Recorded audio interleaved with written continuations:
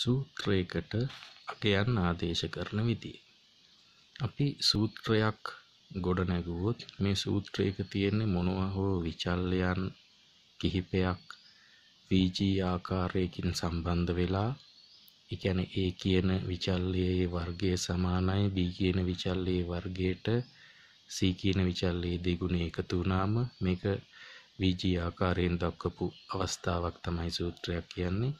දැන් අපි සූත්‍රයක් ගොඩනගන්නේ මේ විදිහ සූත්‍රයක මොනවා හෝ අගයන් දෙකක් හොයාගත්තම ඉතිරි අගය කීයද කියලා ගණනය කරන්න. දැන් මෙතන තියෙනවා A වර්ගයේ සමානයි B වර්ගයේ ධන 2යි C සූත්‍රයේ A සමානයි 5යි B සමානයි 2යි C වල අගය හොයන්න කියලා. එතකොට අපි කරන්නේ A වර්ගයේ සමානයි B වර්ගයේ ධන 2යි C කියන සූත්‍රයේ ආදේශ කරනවා Aට 5යි නම් 5 වර්ගයේ සමානයි B 2යි නම් 2 වර්ගයේ ධන 2යි C. එතකොට එනවා 5 වර්ගයේ 25 සමානයි 2 වර්ගයේ 4 එකතු කිරීම 2යි C. 4 අපි ගමු අනිත් පැත්තට. 25 ඍණ 4 එනවා ධන 4 එහාට ගත්තම 2යි C. එතකොට එනවා 21 සමානයි 2යි C කියලා. දැන් දෙකෙන් බෙදලා C වල අගය හොයන්න පුළුවන්. 21 දෙකට බෙදුවම 10.5යි. එහෙනම් A 5යි B 2ක් වුණාම A වර්ගයේ ධන A වර්ගයේ සමානයි B වර්ගයේ ධන 2යි C සූත්‍රයේ Cට එන්නේ 10.5. ඔය විදිහටම අපි ගමු. මෙන්න මේ විදිහේ සූත්‍රයක් තිබුණොත් y සමානයි A ධන 2යි මූල k කියන සූත්‍රයේ y 8යි A ඍණ 2යි නම් එහෙනම් අපි කරන්නේ y තියෙන තැනට 8 දානවා, A තියෙන තැනට A ඍණ 2 නම් ඍණ 2 එකතු කිරීම 2යි මූල k. දැන් ඍණ 2 අනිත් පැත්තට ගමු. එතකොට 8 ධන 2 සමානයි 2යි මූල k.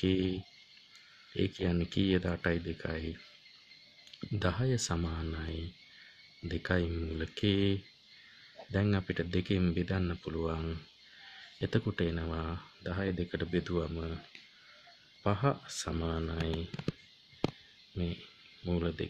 මේ දෙකේ ඉලක්කම් දෙක කැපුණම මූල k ඉන්නේ.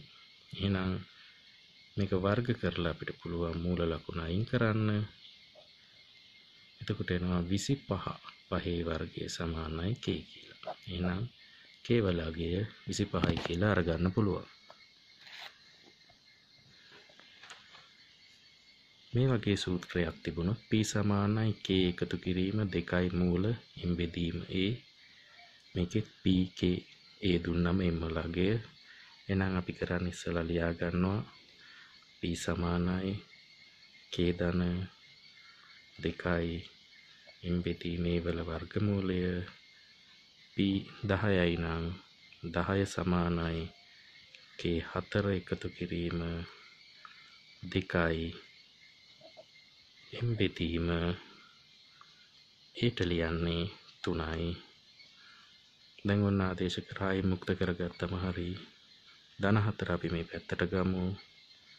10 ඍණ 4 සමානයි 2යි m බෙදීම 3 වර්ගමූලය.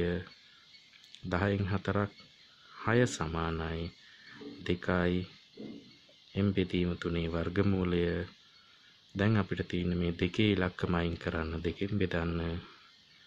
එතකොට එනවා 6 දෙකට බෙදලා 3 සමානයි m බෙදීම 3 වර්ගමූලය. එහෙනම් වර්ග කරගමු අපි දෙපැත්තම මේ විදිහට. වර්ග කරගත්තම 9 සමානයි m බෙදීම 3. දැන් එකෙන් කියලා ලියලා අපිට ගුණ කරගත්තම m හොයන්න පුළුවන්. 9 වරක් 3 සමානයි m ගුණ කිරීම 1. ඒ කියන්නේ m සමානයි 27යි කියලා. මේ විදිහට පුළුවන් අපිට ඕනම සූත්‍රයකට අගයක් ආදේශ කරලා නොදන්නා විචල්‍යයක අගය හොයන්න.